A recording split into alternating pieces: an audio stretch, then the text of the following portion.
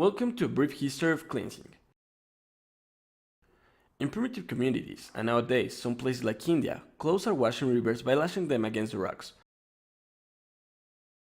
Saponara herbs are used as cleaning agents in Europe or soapy berries in the Americas. But what do they have in common? Saponins, chemical compounds that create soap foam when put in contact with water.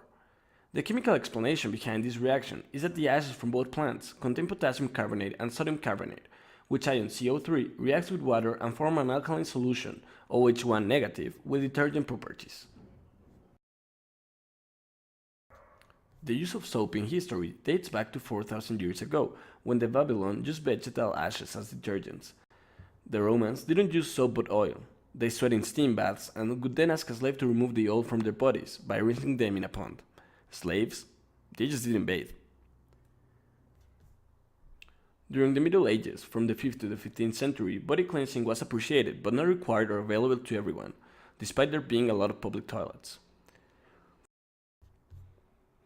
From the 14th to the 17th century, Renaissance was known for its art and knowledge, but not for its hygiene.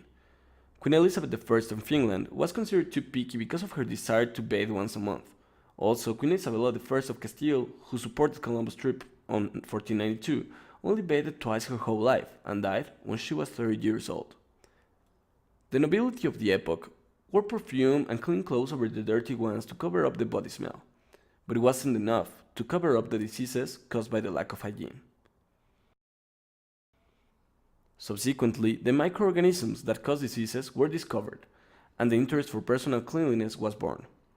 Because of this discovery, by the second half of the 19th century, the use of soap was already common. Today, you will have the opportunity to learn about the main cleaning agents from a chemical perspective. Which products do you use?